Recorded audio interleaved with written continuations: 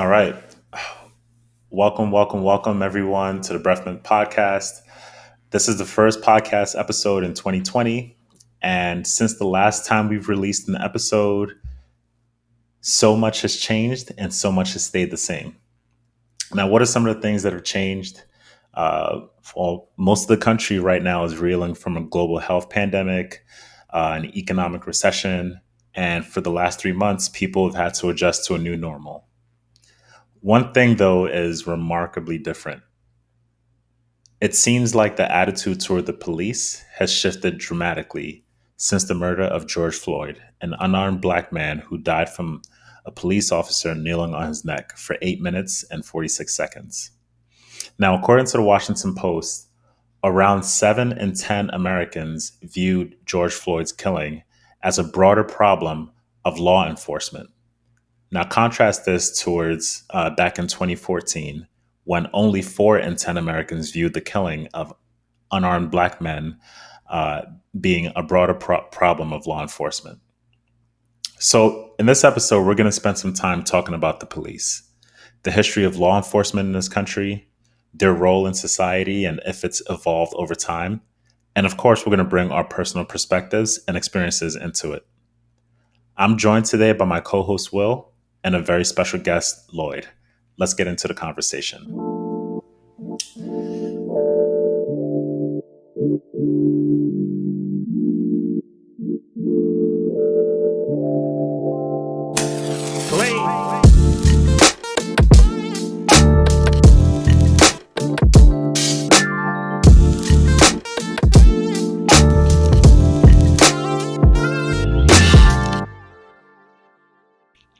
All right. So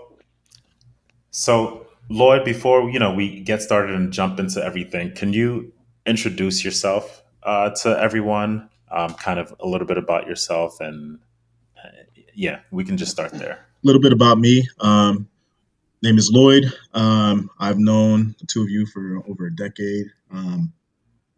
College grad, Jamaican born, so I can't be president, unfortunately. I also have a lot of experience with law enforcement. Currently in the law enforcement field now. I'm also a member of our armed forces. I'm in the Army. So, I've spent a great deal of time uh, interacting with a lot of people with different perspectives, both within law enforcement and without. Um, Certainly clashed with a lot. Um, Certainly had some progressive conversations with others. So yeah, I've and obviously I come with the experience of being a black male in this society as well as in the military and within law enforcement. So I think my perspective is pretty broad. So that's what I bring to the table, and I'm happy to be a part of this conversation. Yeah, for sure. I think we're gonna definitely lean on you and your experience in general with all those things that you mentioned. Uh, and Will, it's been a minute. It's been some time since we recorded. How you been? How you feeling? I've been good, just kind of maintaining during the quarantine and just kind of taking care of myself mentally as well during all the different social injustices and things like that. How about yourself? Right. And I mean, for me, similarly, these times are just crazy. Like it seems like everything that's happened in 2020, pretty much since Kobe passed, it doesn't seem real. So, like, Right. if I woke up in a dream, if I woke up tomorrow and someone told me this entire year was a dream, I would be like, "Oh my god, thank God." Yeah. Uh, but it's not. So we just gotta talk through it, and we gotta think through it, and make sure we're supporting each other. So, with that being said, let's start talking about policing in general. And I first wanted to talk about some of the origins of law enforcement, especially in America. So, what are some of your guys' understanding about how enforcement or the concept of law enforcement kind of first started here in the U.S.? I'll go on that one. For me, so my background on it, it starts back with slavery, where law enforcement was, or whatever it was called back then, I don't remember the name, but it was basically made to catch slaves, and they were trying to escape. and return them back to their plantations or that kind of thing. I know they use dogs and other methods, and it was extremely violent and brutal in the manner in which they tried to catch, basically, slaves essentially. Yeah, and I definitely have Yeah. that same understanding. Like slavery is the big stain in America, and I think enslaved Black people forever have been fighting, for their freedom, and along with that fight, the kind of the wealthy, landowners that also enslaved people needed to make sure that they protected their quote unquote investments. So they did have Mm. those slave patrols, really early on. So I think that's one of the earlier examples of law enforcement that we see in America. Um, but even beyond slavery, the period of segregation also saw sort of law enforcement having an impact on America. A lot of racist policies that were meant to legally separate white America from the rest of America. Um, a lot of those laws were enforced by police. So whether it was where you could sit in a public space, in a restaurant, on a bus, if you were Black and you didn't follow those laws, someone would call the police, and law enforcement would enforce that. Whether it was brutal or however else. Um, and then the last example that I can think of in sort of historical terms is just like sort of more more recently with the police and kind of how they police urban cities and more diverse cities. Lloyd, did you have anything that you wanted to add to that on the sort of the history of law enforcement? No, I mean everything you guys said pretty much touched right on it. The history of law enforcement was basically to maintain the laws in a nutshell, and a very big part of that throughout history was maintaining segregation and also protecting investments. So, I mean, you guys Hmm. touched on everything. That's exactly what the history of it is. It's progressed since then, but that's where it all started. Right. So, I mean, with that being said, kind of fast forwarding to to today, what role do you guys think that the police and like law enforcement in general plays in society now? You can go ahead, Lloyd, if you want to start off. I'll piggyback off of you. All right. So I think there's a significant need for law enforcement in our society. I know we've had a lot of conversations I've heard in regards to defunding the police, Hmm. which is not an idea that I particularly side with for various reasons. But one of the main reasons is the fact that you know we though we do have bad cops, we do certainly rely on law enforcement to maintain some sort of order. If we have emergencies in our homes, if we rely on law enforcement in the very same way that we rely on fire departments. When there's civil unrest, things of that nature, we rely on law enforcement to to bring back normalcy, whatever that may be. Hmm. So their need in our society, I think, is pretty much solidified. When we have, uh, I think a great example would be, when say your neighbor, for example, you notice a domestic dispute. Your Hmm. neighbor is being beaten by their husband or something of the sort. Um, you wouldn't just roll over there yourself. You'd call the police, right? Hmm. And I think that is, in a nutshell, one of the main reasons why we can see a need for law enforcement in our society. We can't handle all of the problems in our society ourselves. We do have to rely on what we would consider professionals to do that job for us.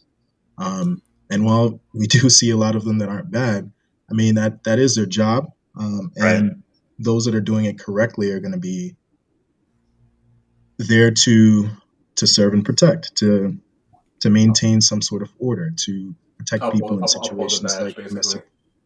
domestic violence. Yeah, exactly. Hmm. So yeah, no, there's definitely a need for it.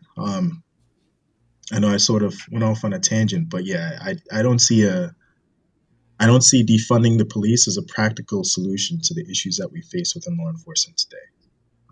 Right. We definitely have a need. And I definitely think that we should get to the defunding the police conversation. I don't know. Do you guys want to tackle that now, or kind of get to it eventually? Because I think it's been pretty pertinent in kind of the news media right now. I mean, I feel like the cans of worms that everyone put is already open, so I'm Yeah, good to go ahead and start that topic now. yeah, I Okay. sort of Yeah. already opened that can of worms Yeah, earlier, yeah, so yeah. why not? Let's open up those worms. So in general, right? Like I've personally heard and sort of read online. I've heard a lot of different phrases that I will admit is new to me, just Mhm. because I'm not well versed on a lot of these ideas. I've heard the phrase defund the police. I've heard the phrase abolish the police. I've heard the phrase reform the police. Um, do you guys think that there is a difference in the sort of terms that are being proposed now, and uh, are like are there any differences with them? Do you think that one is bad or one is good or all of them are bad? What Um, do you guys think? I think abolishing is the bad one personally because I think police are a need and a necessity in our society right now and culture. So for me, abolishing is bad. When it comes to defunding, I think people misinterpret or misunderstand what that exactly means in terms of that. Um, my understanding of defunding just means reallocating money towards things that we already defund as it is, such as education and things like that. Whereas police forces a lot of times are getting money for things that kind of militarize the police essentially, which cause for things to happen that have been happening and at a gradually increased rate. It seems like it feels like, even though I guarantee it's not. It's just we're seeing it more often now. Yeah. So I'll just say, just from what I've read, and again, I acknowledge it is limited. I've read a lot of the readings about like abolishing the police, and I think even like with the abolish the police and the defund the police kind of movements, I think that they're both saying very similar things, but a lot of people get caught up in like the words themselves rather than like the sentiment that they're trying to convey. And like I remember watching this YouTube video that I can't remember unfortunately, but these three women, they're three black women, at least one of them is a lawyer. They were talking about the prison abolition movement and how like the conversations that people have today about police and the relationships with black people in America, like you know civil rights activists have been having these exact same conversations for decades, right? And like nothing has really changed. And for the people that are saying abolish the police, I think they're saying literally abolish the police as we know it. They're not saying we want a world of anarchy and chaos. They're saying that what the police is meant to do, like Lloyd said earlier, to protect and serve or to reduce crime or to reduce harm, they don't do that at all. What they do is they increase surveillance on minority communities. They stop and frisk. They harass. They don't really solve rape cases, et cetera, et cetera, et cetera. So why are we just saying, let's slightly reform the system as it exists? You know what I mean? And to my understanding, the abolish the police movement is trying to say that we have like a very high ideal in society that we want to create where we can improve the conditions of so many other aspects of life so that the way that we think of police today, we just need to reimagine it. We won't really need them, So I think it is very similar to Will's definition of defund the police, but I think that a lot of people just get caught up in the word abolish, and they kind of Mm, misinterpret what that movement is actually trying to accomplish. You know what it is too, though, and not to uh, cut you off, Lloyd, before you go, but no, I it's fine. also believe that it's the same thing similar to what Colin Kaepernick did, right? Where he kneels down, sorry, and people hijack his actual meaning for something else. Right. And I feel like it's the exact same thing here, where people are hijacking the meaning of what people are trying to explain to make it mean something else to prevent that movement going. Right. I feel like there's always been people that hijack a movement to make it mean something else to distract from the actual purpose and the cause that we're trying to get across. I 100% agree. And like on the whole defunding the police movement, I may ask about Lloyd, with your background in law enforcement. Like, what do you think, from your knowledge or experience, what do you think has prevented change from happening with the police for decades, right? Because it's not like any of these issues are new, right? Like, it's not like George Floyd was the only, black man, unarmed black man that was murdered by a police officer this month, So why have we not been able to make any reforms with policing, with criminal justice and law enforcement in the past? I think the biggest issue with you know the lack of progression within law enforcement has to do with the amount of people that have all of the power within law enforcement now. We have unions that push for the status quo, basically. Hmm. And unions make it very hard to progress in any way because, I mean, their main goal is to protect the worker, right? And essentially, that's exactly what they're doing. Right. It just becomes problematic because some of the workers in which they're protecting are also abusing their authority. But I just want to mention that I think the real issue is actually beyond just simple policing. I think when we get into trying to solve the problems that we have within law enforcement, it actually stems more so from some of the laws that aren't made as a result within larger government to push for accountability. Um, you know, One of the things that I saw is that in impoverished neighborhoods where obviously are predominantly black and where we Hmm. see a lot of these instances of police brutality, they're almost always allowed to bend the rules, as we've seen with the case of George Floyd, where he had a rap sheet just as long as George Floyd's. Hmm. They're often allowed to bend the rules in those areas, and it creates the kinds of officers that we see killing people unjustly. Um, and so it's really just it's not only just within law enforcement, it's also outside of it's big government as well. We have to be willing to say that this blue, I forget what they call it, but it's like the blue code where if you see an officer doing something, you protect that officer at all costs, regardless if it's right or wrong. You're siding Hmm. with the officer. And to me, that's a lack of integrity in the military. I've said this before. Integrity means something. It doesn't matter if you're my brother, you're my sister. We're all going to be doing the right thing. And if you're not Hmm. doing the right thing, I see you as a threat because that's my livelihood at risk because you're doing something wrong that could potentially fall back on me. Right. Within law enforcement, I didn't see that too much, and I think that's pretty obvious if just take a look at how unwilling other law enforcement officers have been to condemn bad cops in the past. I think this is the first time that I've actually seen so many people within law enforcement to actually reach out and say hey we're not all bad. Hmm. I don't think I've seen that to this degree before, and that's one of the biggest problems. The accountability is just not there, and that's not going to happen within local precincts. That has to come from bigger laws. That has to be a larger thing than just within law enforcement. It has to come from outside of it. Right. And I know specifically there is a a big law. I think it's called qualified immunity. I'm not exactly sure when it was passed.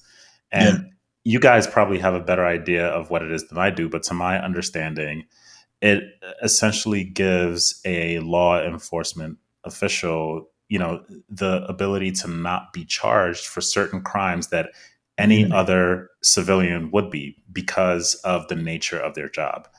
And, in theory, that sounds good, but in reality, what happens is the folks in power that are, that are supposed to help prosecute crimes will use that and apply it when it's not supposed to be applied. So people never receive justice when law enforcement folks are abusing their power and unjustly killing people. Right. Yeah.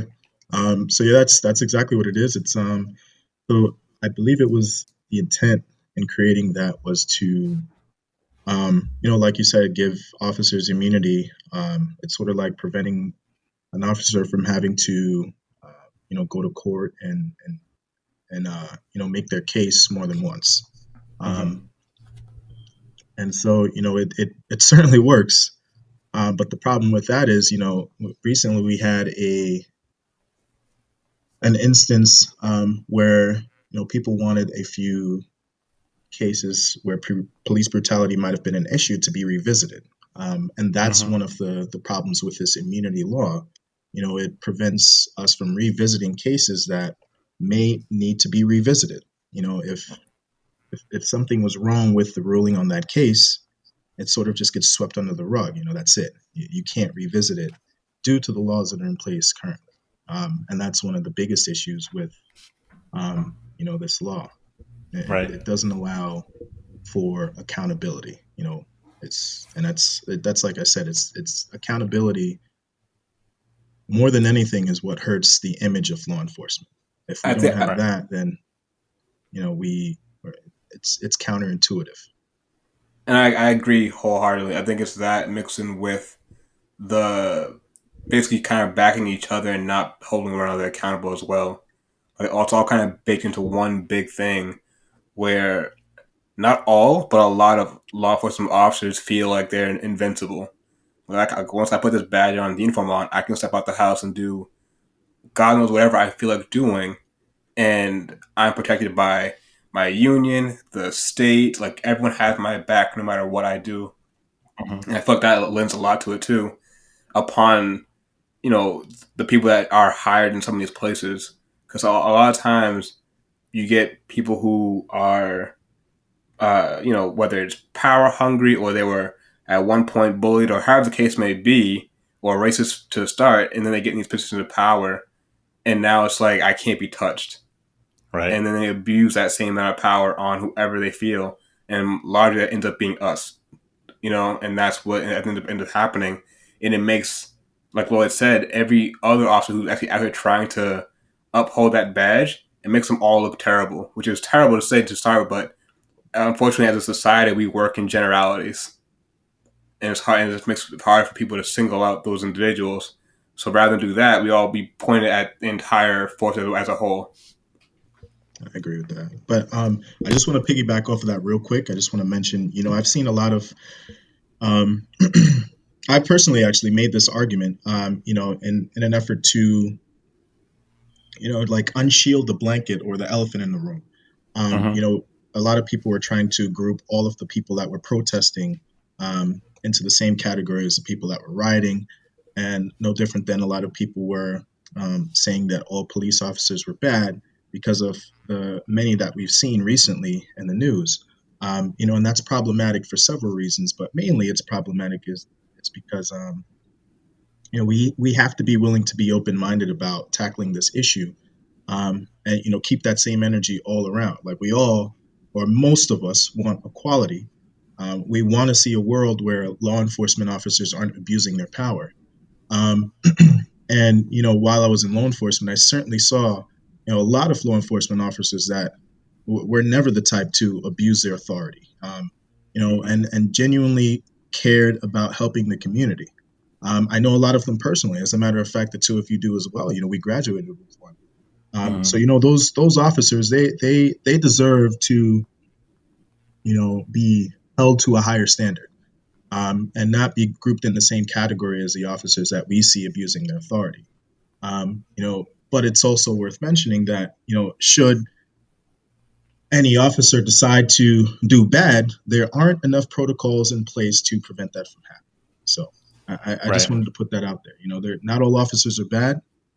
We've got to be willing to be open minded enough to acknowledge that, just like all the people protesting are not rioters.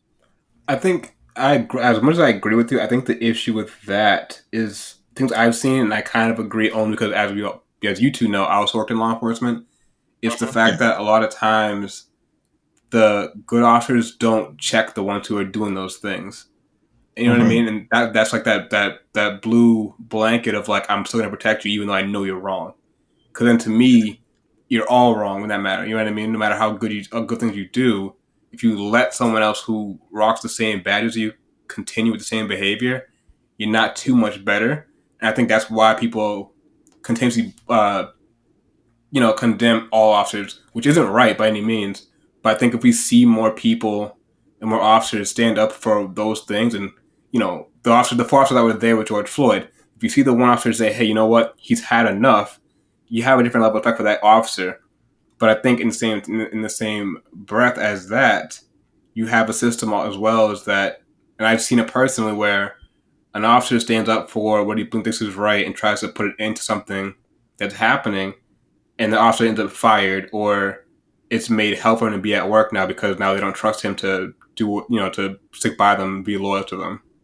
Yeah, Yeah. it's definitely a big risk. I was thinking of a very, very, very inappropriate analogy, and that analogy is basically if if you and your boys, like if our group of friends, if one of us is in a relationship and we're all out, and all of a sudden, we're like having fun, and the person in the relationship, you turn around and you look at them, they're making out with a girl, and then you're just like, you don't say anything about it, it's wrong.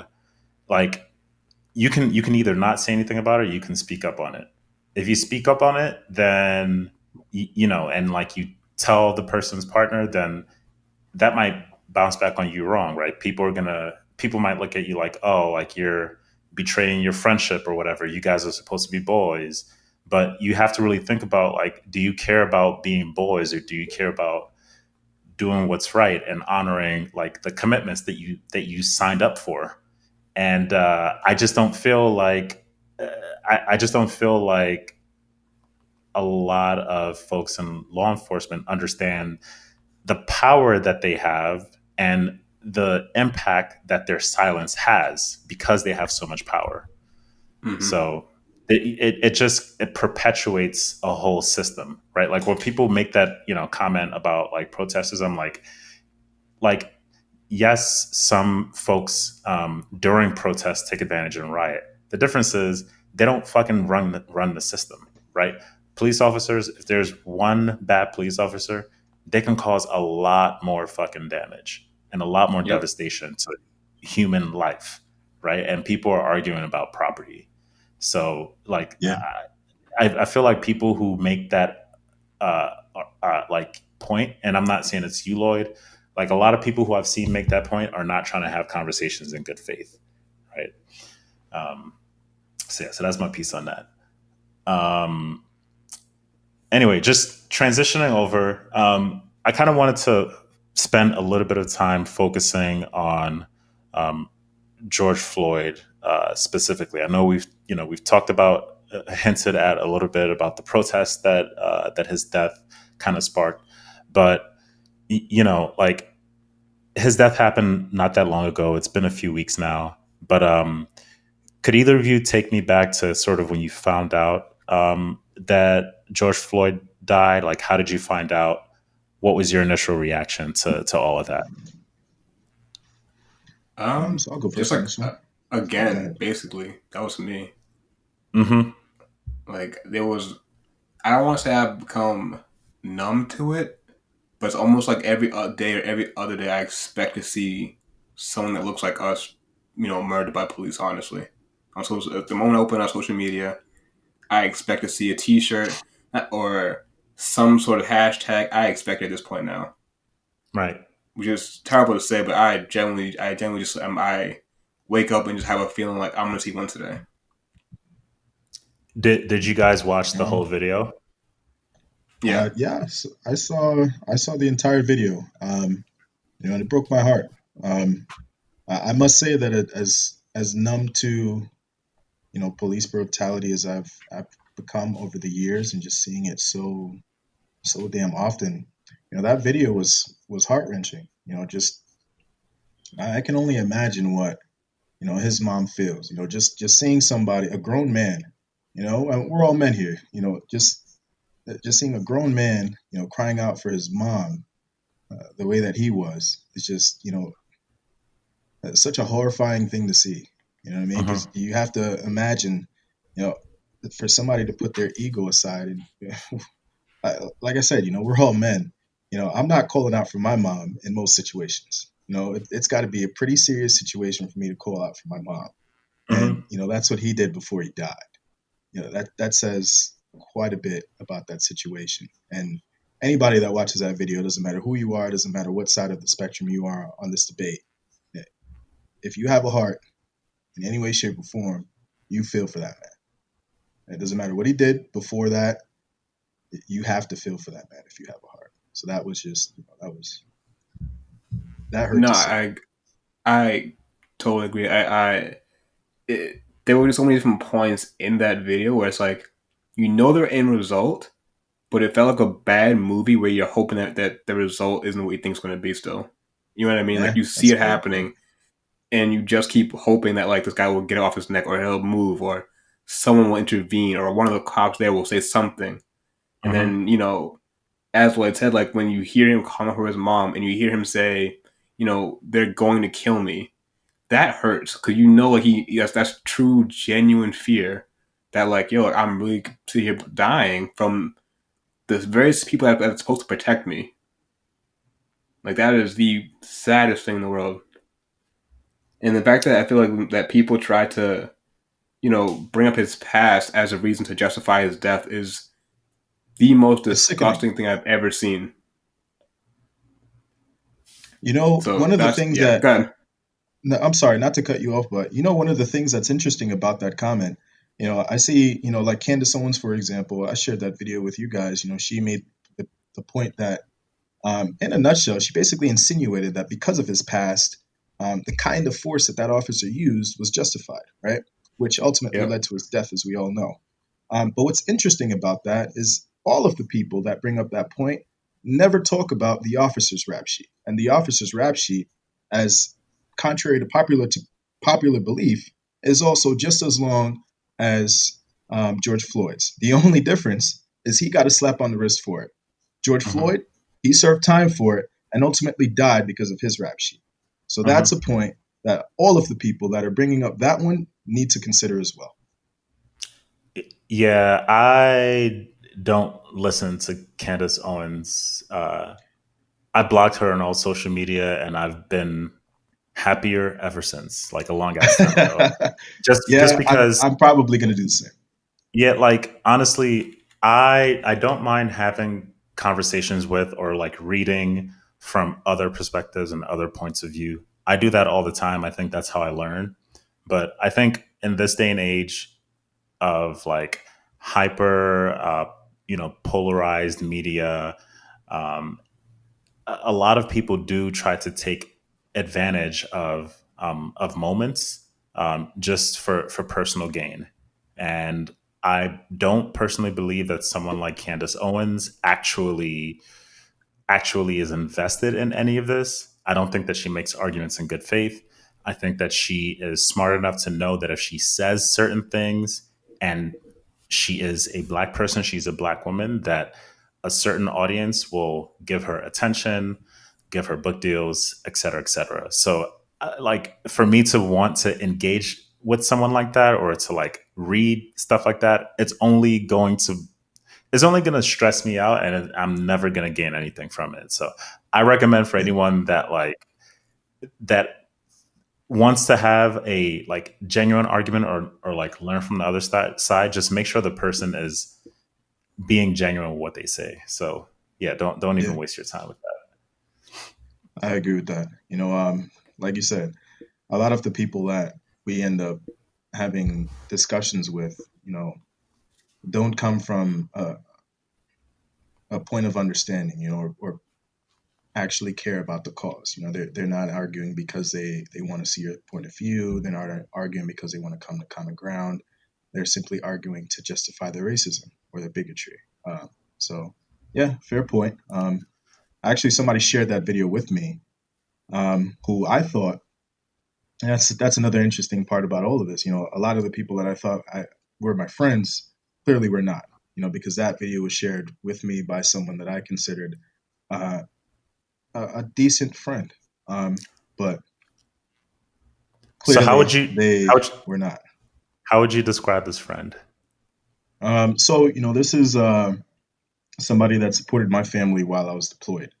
Um, Hmm. she was the responsible for all family matters. Reaching out to my mom and let her know that we're safe. Letting her know that we got to our next destination, letting her know when we're coming home, letting her know that when we could reach out and talk to them over the phone. So it's just someone over time that my relationship wasn't really all that close, but close enough, just because they had so much interaction with me and my parents. They were transferring messages from me to my mom and vice versa. So we, my mom and myself, got to know her fairly well, and just through that relationship, figured that she was somebody that would care about my well-being, and and care about issues regarding Black Americans in this country, especially Hmm. considering that I serve this country. But for her to share that video with me, just put it all into perspective. Um, she's not really about this cause at all. She'll help.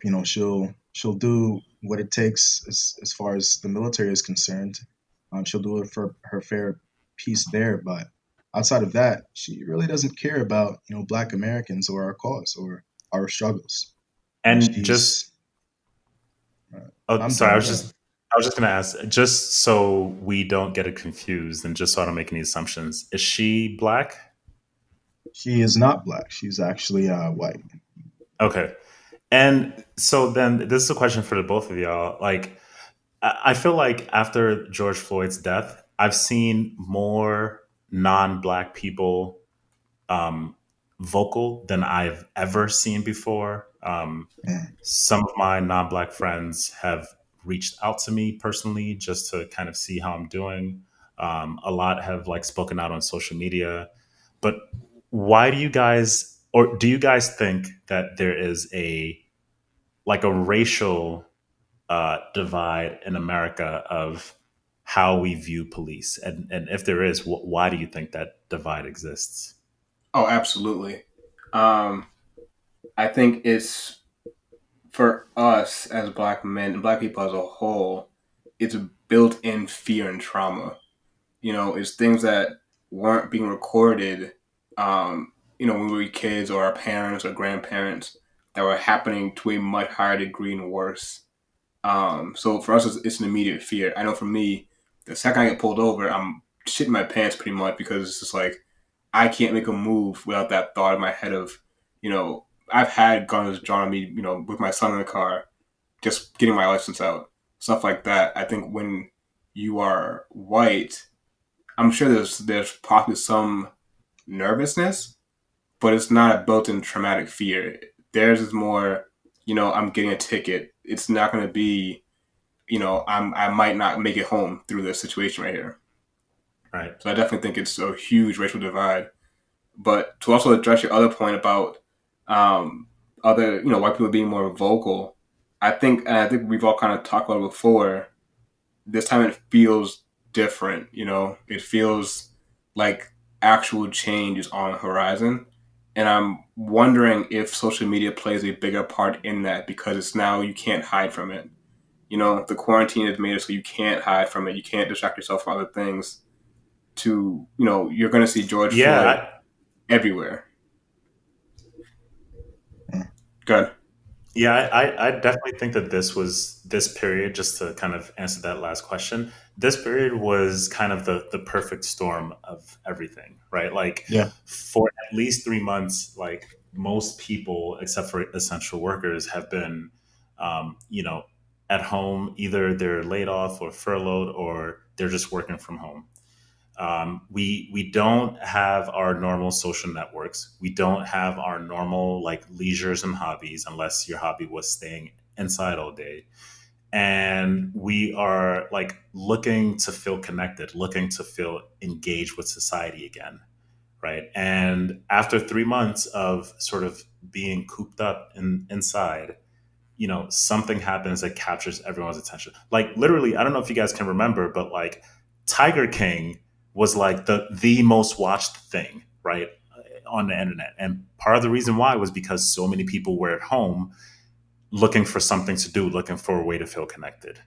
And I think to a certain extent, the reason why so many people and so many non-black people paid attention to this is because they had no other choice. Like I feel like in the past, when social, all these different social media existed, like a shooting would happen, an unarmed black person, black woman, Sandra Bland, something like that would get murdered, I would go into work like fuming, like just so pissed off, having the worst day. And like I swear it seemed like my coworkers just did not even know what happened.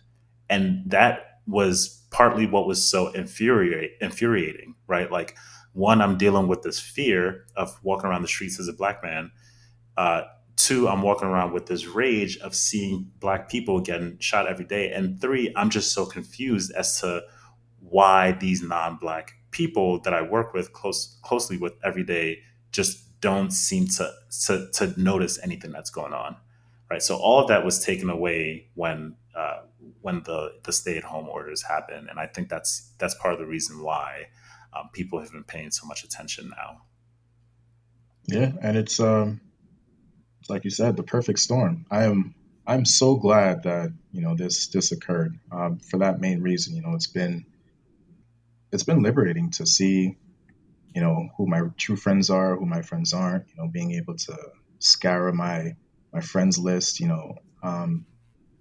Explain to or spend way too much time explaining to people, some of the issues that we face in our society. I mean, this has been, in so many ways, so helpful for people of color, just because, like you said, people have to pay attention to it now because they have no other choice. And it's unfortunate that it takes something like this for people to care enough to pay attention. But Hmm. the fact that it is a blessing. This is an amazing opportunity for us to unify, which is exactly what we have needed to do for quite some time. I feel like back in the 60s when Martin Luther King and Malcolm X were both assassinated. That unity was there. And Hmm. then over time, it sort of took a back seat. We still obviously experience all of the same, injustices that we experienced back then, obviously, because it's only been 50 or so years. But the unity just wasn't there.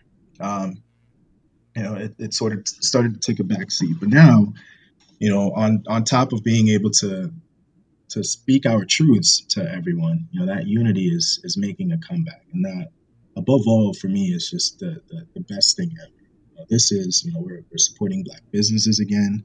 We're supporting black people. We're supporting one another. We have people that are also willing to support our causes. We're making it a point to call out businesses that don't care about supporting Black Lives Matter. This is a blessing. It's a blessing. Right. No, powerful words. Yeah. I think we're going to wrap up soon, but Will, do you have anything that you want to sort of leave us with today? Um, I think for me, like a final note on my part is just that I think what Lloyd said is rings true. And I think right now we just need to kind of band together continuously to fight for change and to use our platforms, no matter how big or how small, and collectively, to just continue having our voices heard. This is the first time, probably ever, that we've had that as Black people we have the entire world's attention. So I think we need to continue to use that power right now to enact the change we want to see for our own selves and for our children and upcoming generations. It's not like it was far back when our parents and grandparents were going through living hell, literally from segregation, all the different things. So we have the attention now of the entire world, and I think we need to continue taking advantage of it and making the most of this right now. Yeah. For sure. For me, so and I'm included in this as well. I've spent a lot of time trying to explain to a lot of people that come from just no respectfully places of ignorance, and just explaining our struggles and explaining some of the things that occur in our society that people of color consistently have to deal with. And I think it's important for mental health that we understand the necessity to do so, to certainly answer questions that people that don't understand our struggle ask, but also to draw a line. Because I personally know how taxing it can be to always have to hear these same questions and always have to answer them specific to the person so that way they can understand. But Right. we have to be willing to draw a line and say, see the line, understand where it is, and be willing to say, it's not my responsibility to explain or educate people on information that is readily available for anyone that wants to reach out and find. Mm-hmm. So as long as we, draw that line, we maintain our sanity in many ways. And then we also get the opportunity to focus on, the people that already understand the struggle, because we already have enough people that understand the struggle, that understand this movement, to make the changes, to create the changes that we need in our society. So we have to stay focused on that, not spend too much time taxing ourselves explaining to those that don't understand, and stay focused, stay willing to, do your part to support this movement, to support Black businesses, to not support businesses that don't support people of color, um, and more than anything, we have to be willing to support one another. Um, as long as we're willing to do that, we'll make our people like Malcolm X and Martin Luther King Jr. proud. And yeah, that's all I got. Black Lives Matter.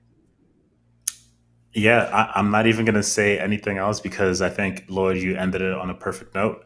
I just want to thank you for coming on as a guest. I hope you can come on for future episodes. Of course, Obviously, of course. Will, it's great to be back in the swing of things, talking about and having these important conversations. And thank you guys for listening, and we will see you soon. All right, Definitely. all right, all right.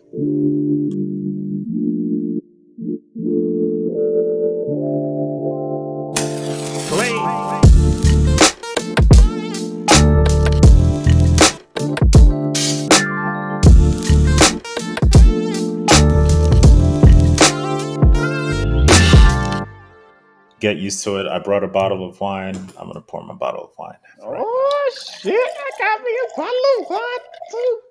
Shit.